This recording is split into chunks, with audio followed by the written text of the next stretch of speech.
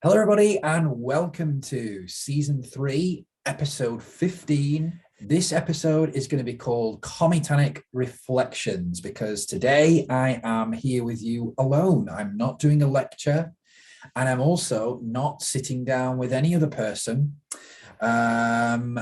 Instead, what I want to do is kind of just give you some reflections that I've been having and some thoughts and feelings that I want to cover that are on my mind at the moment. These are things that are important to me.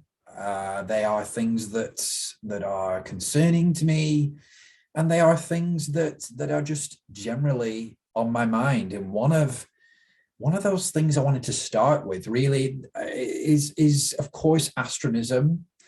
We'll start with astronism. There are other topics I want to cover, and one of them is actually the idea of belief in space. I use this phrase quite a lot, and I have been using it in other videos and lectures and things.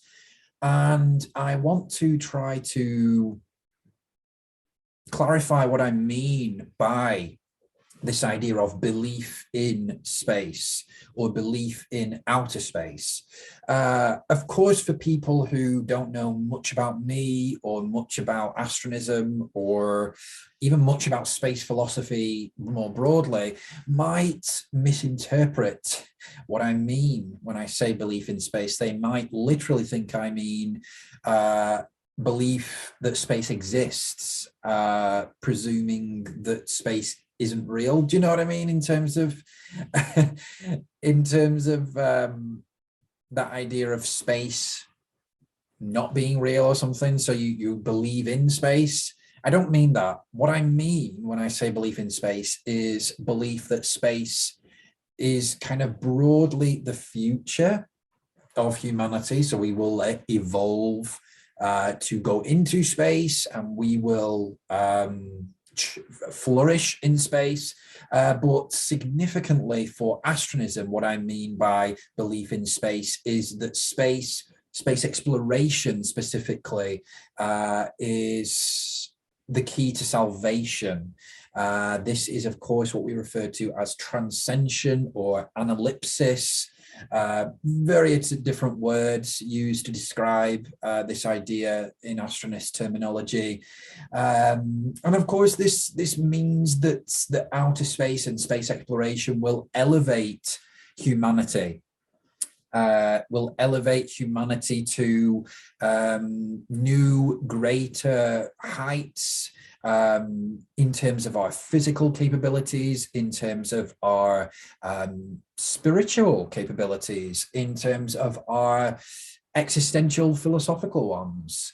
All of these things will be heightened, risen, whatever you want to call that, through space exploration. So this is what I mean when I say belief in space. I mean that someone has belief, has faith in really astronism specifically is kind of the term. I suppose you could say that when I say belief in space, I'm really talking about belief in astronism, because some of these beliefs that I'm talking about are central to astronism. So I am talking about belief in astronism, but I'm also talking about a more broader, not necessarily astronist view here, where space is considered the most important thing in existence. And that, of course, is the central tenet of the cosmocentric worldview, which is what astronism subscribes to. And so that's just to clarify what I mean by that, because I did have a few messages where people were saying, well, when you say believe in space, what do you mean? Are you saying you don't believe in space, or that space might not be real? No, I'm talking about belief really in astronism and belief really in the salvific capacities of outer space and specifically space exploration. So that's the first topic. The second topic that I wanted to cover is really regarding the classification of astronism and talking a little bit about how, I suppose, astronism is developing as a religion, as a new religious movement, and what that kind of means for me as a person, as an individual. Where we have to start off with in this topic is we have to go back to my childhood, really, in many ways, because one quality or one characteristic that really stands out to me about who I was and what I thought about when I was younger was my mortality. I was very aware from quite a young age, really, about my mortality, and I had questions about that and what that would mean. And of course, children do have that kind of questions, and everyone does, I suppose, about mortality. But mine were particularly intensive, and these thoughts particularly exponentiated when astronism came around when I was 15 years old, and it developed into this movement now, this philosophy, this religion, this new religious movement, whatever you want to call it. I really kind of found myself thinking about my own mortality in relation to astronism. So I began to have this idea that, yes, certainly astronism would not develop as I had foreseen it in my lifetime. I knew, and I know still, that astronism will become what I envision it, because I believe in astronism. But I always had this idea that I wouldn't be here to see it. And I still have that idea, and it's still a core element of my understanding of astronism and how astronism will develop. But that kind of leaves me as an individual in a kind of precarious position, doesn't it? And I think we see this with other religions as well. I think that the central idea here was that for astronism to live, I must die. And I think that is, again, as I've just said, is a central theme of how other religions are developing or have developed in the past. Certain religions, that I think they're founded by the founder, of course. They are based around the founder's ideas, but they have to have a life of their own. And this has happened for other religions like Christianity, Islam, as well. These religions had to move beyond the founder in many ways and be developed by other people who were reflecting on the founder and their life and their story and their experiences. And the way that we see that is how different religions consider their founders. Some religions elevate their founders up to deity status. Of course, we see that with Christianity. Other religions sort of revere their founders, but they don't worship them. And then other religions, the founder is less important. They brought about the ideas, they helped to develop the ideas, but they hold no theological or spiritual or theoretical role in the religion. And so again, I really had to, looking at the history of religion, I really had to apply that to what is happening now with me and astronism. And I had to think, well, how is that going to develop for me? I don't know, but I do know that for astronism to live, I'm going to need to die at some point, which is kind of sad that I won't get to see astronism develop in that way, but I think it's necessary, and I accept that. I really do accept that, that I won't be around to see that, and that's fine.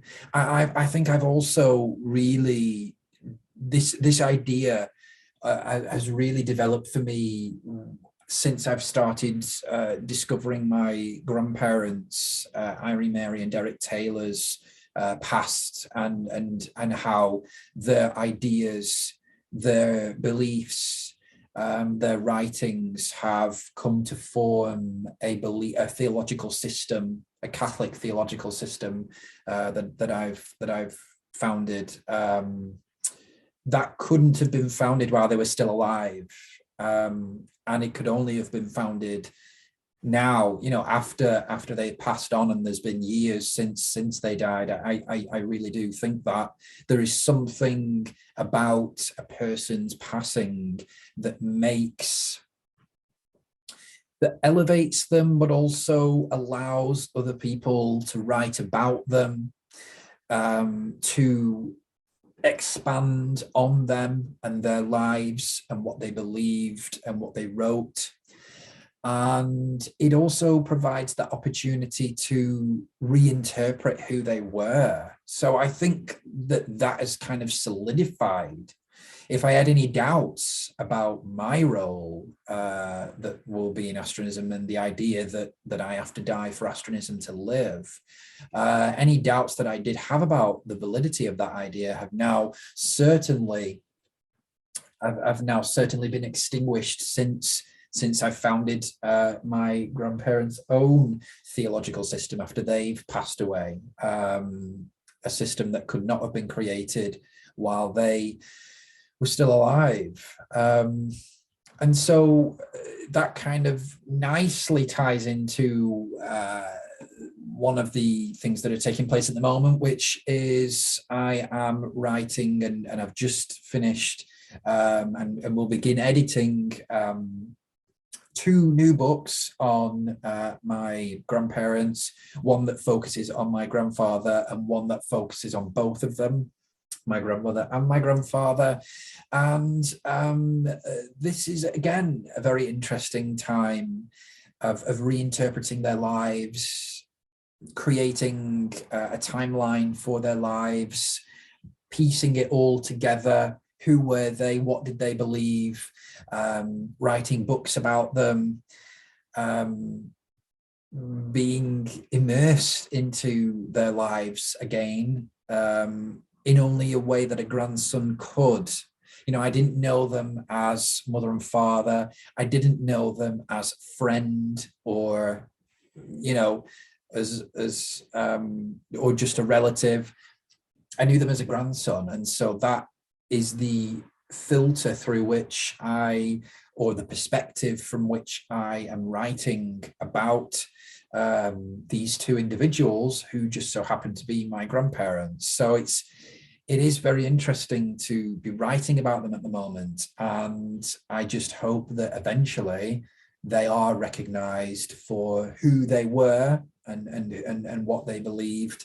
And I think that they will be. I think that there's so much potential there in who they were, and so much potential for the Catholic community, not just in Lancashire here, but all around the world, to know the story of Irene Mary and Derek Taylor. So again, that's another project that I am undertaking, and again, it's kind of like an open-ended project. I tend to take on these open-ended projects, where it's like there's no kind of finish line.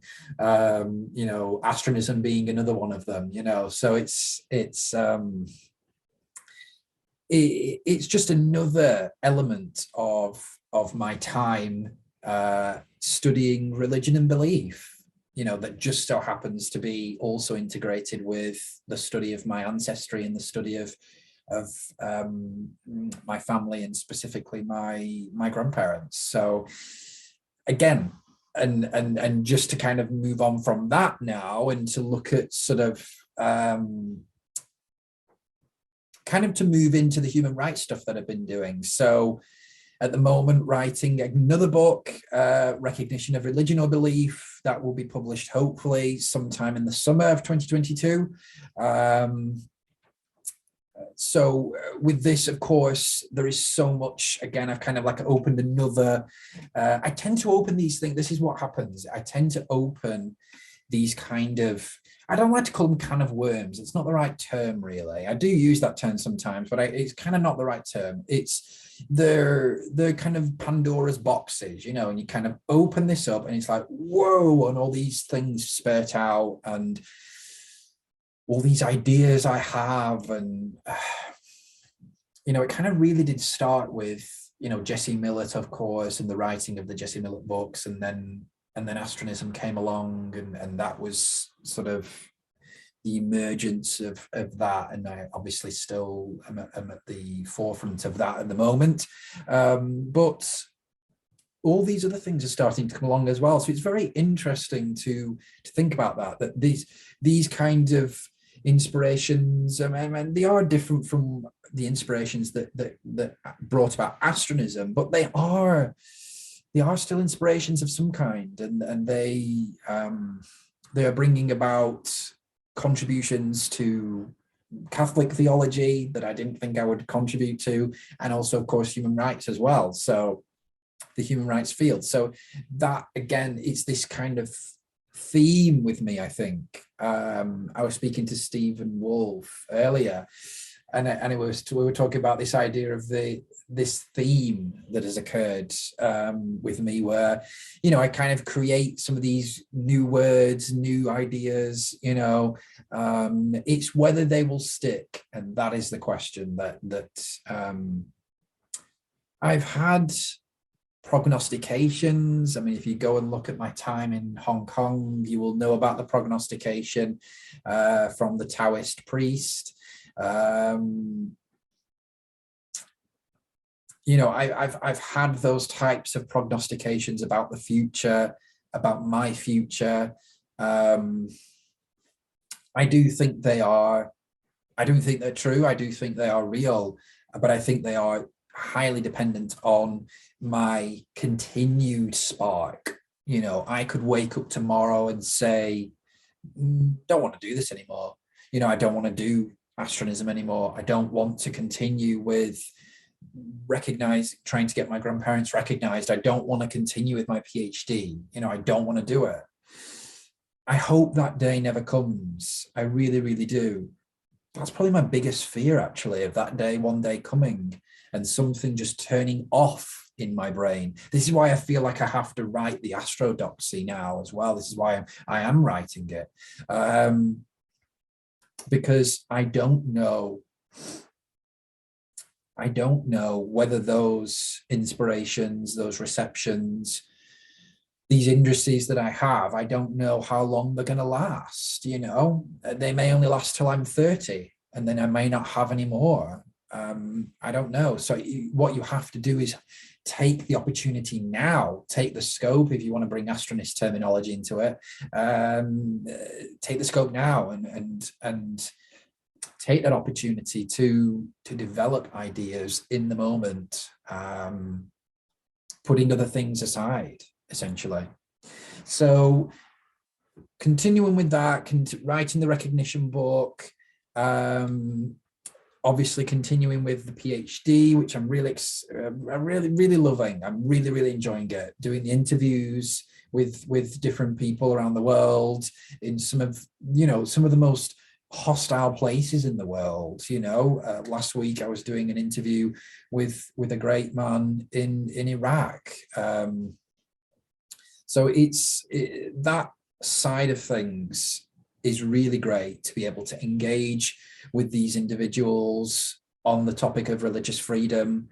It's something that I'm so passionate about, and of course I wouldn't be doing a PhD in it if I wasn't passionate about it. So that's going on very, very well. And I'm continuing to have, beliefs, ideas pop into my head about astronism, and the Astrodoxy is coming along. It really, really is. It's very different from the Omnidoxy. I might have mentioned this a little bit last year, but since I've last spoke about the Astrodoxy, it really has developed into something really totally different from the Omnidoxy, in the sense that it's a much more systematic book. Or it is at least now. I mean, it may half of it. I mean, I'm not even a quarter of the way through it. So, maybe by halfway through it, it might change. I don't know, but at this moment in time, it's very, very systematic. It's trying to deal primarily with this concept of transcension.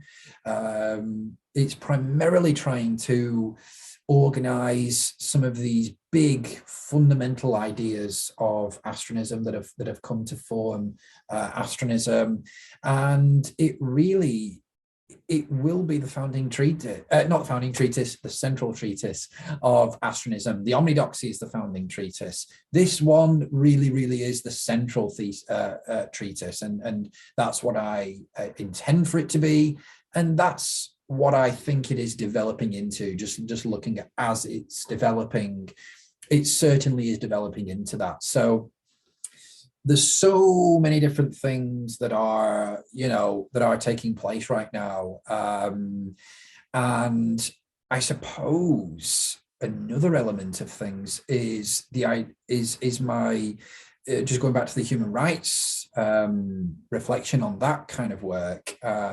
Certainly I will be incorporating my work on human rights in outer space, which is again another area that I feel extremely passionate about, and I will be integrating that, I think, with the development of the Astrodoxy, but also creating separate documents for that as well. So there's a lot to produce. That's my life at the moment, is producing, on a daily basis, producing different work, and I presume that'll be my life forever. I don't know. I presume though. So there are things that are developing. Astronism is still developing. I think that I definitely I've got this kind of weird relationship with astronism, really, that has developed over the years. And I don't know, I go in these moods about it, back and forth, where I'm really immersed into it. And then other times I really take a step back and I kind of walk away from it for a while. I do other things. That's natural. There have been times where only thing I thought about was astronism, and the only thing I could think about physically was astronism. And then, I kind of walk away for a while, which I think is good. I needed that break after the Omnidoxy. I was so exhausted after the Omnidoxy, so exhausted. And to reflect on that now is really quite upsetting, really, in many ways. And very emotional for me. I was very exhausted, really, really exhausted after the Omnidoxy. It kind of took everything. It took everything. It really, really did. And up until recently, and this is something I should mention as well to put on record, is up until recently, I was going to include what I call the Astronicon in the Omnidoxy. I made an executive decision end of last year, to take the Astronicon out of the Omnidoxy, because I realized the Omnidoxical era is over, okay? And the Astronicon now cannot be part of the Omnidoxy, because I don't think in the same way about astronism, or even in my own personal self, when I wrote the Omnidoxy. So can you understand, if I started writing the Astronicon now, as I'm writing the Astrodoxy, it would have astrodoxical terminology within it, not omnidoxical. So we're definitely in a new era, which does not mean to say that the Omnidoxy is not important anymore. It is foundational to astronism. It is foundational to my work. but it exhausted me, and it really, it was time for me to move on from that. I think for a long, long time, I couldn't move on from it because I never really thought that it was the best work that I could have done, because it really is just a mishmash of everything. It's not, I've tried to organize it as best as I can. I'm organizing the Astrodoxy in a different way to how I've organized the Omnidoxy. The Omnidoxy was extremely difficult to organize because the beliefs were new, the ideas were new for me, and I didn't know what they were. Do you know what I mean? I didn't know what they were then. The development last year of the Institutional Dictionary of Astronism really was very, very important, because that allowed me to organize everything. And now with the Astrodoxy and being deep into the Astrodoxy now and thinking in an astrodoxical way, it's just so exciting, because it just shows how astronism is developing. New terms, new ideas of focus, new topics of focus, and also me myself. I am growing up, as you can see, with this new look. I'm growing up, and so with me growing up, astronism is growing up as well, and I hope people appreciate that. When they look back at the Omnidoxy and then the Astrodoxy, that they appreciate that I was only 15 when I started with astronism, and then 17 when I started writing the Omnidoxy and actually putting it together, So it is developing, and it's interesting to see how it is developing. One of the things, of course, to also mention is how astronism itself is developing around the world in different places. People want to know about this. People always ask me about how many astronists are there, things like that. I've mentioned, I didn't mention it in the Stephen Wolf video, just to mention it now, just to explain once and for all how we consider different astronists. Okay. I see the different communities of astronists as part of a concentric circle. There are those astronists at the center of the circle who are the core people who I'm involved with on a regular basis, who have my direct email and direct communications with me about astronism on a regular basis. And then you have, and those people also self-identify as astronists. And then you have the group of people just beyond that, who are people involved in space religion, involved in space philosophy. These are people who may identify in various different ways, cosmists, spacers, I've heard that term a lot. These people are people who are contributing to the field of space philosophy, but they don't necessarily identify as astronists themselves, okay? But the policy of the Astronist Institution, and I've influenced the development of this policy, obviously, is that they are still considered astronists, okay? That's a controversial statement, to say that they are astronists even if they don't self-identify as one. Well, the Astronist Institution still regards them to be astronists. It's not to say that they can't leave, it's just to say that they fit the definition of astronist.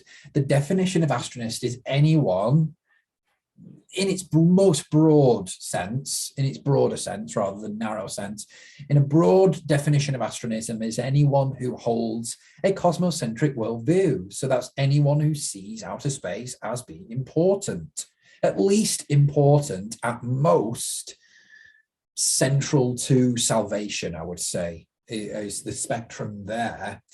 And so these people are part of the Astronist community. And so then so that's the second circle. And then the third circle, which is the outer circle, these are people who probably don't even know that astronism exists. But nevertheless, they do share the same beliefs of astronists, and they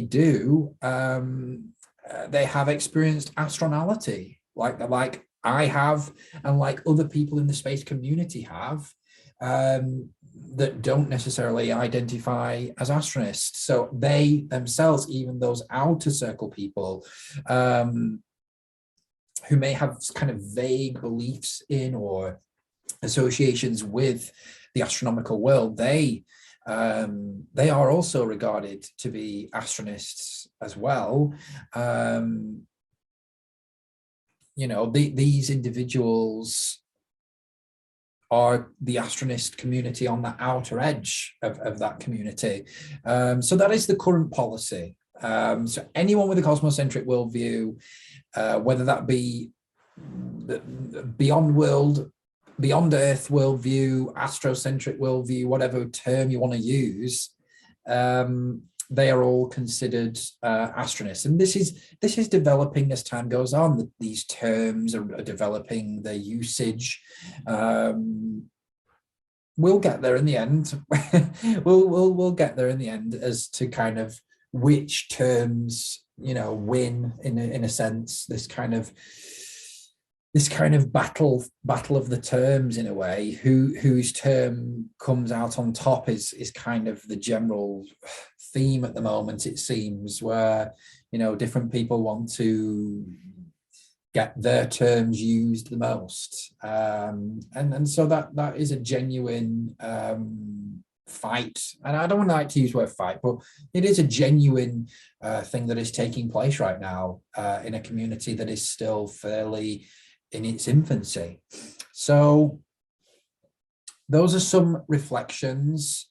I think that in a way, astronism is, like I said, it's obviously last year was the establishment era. We're now in the establishment era, and astronism is reflecting that. It is really developing. It is going in new directions. There's a lot in the Astrodoxy that is new. All of it is new. There will be reflections in the Astrodoxy on the Omnidoxy and things that have been addressed before, but of course, there's a huge amount of new information in the Astrodoxy that I want astronists to take heed of and to kind of just think about and consider and take into account. So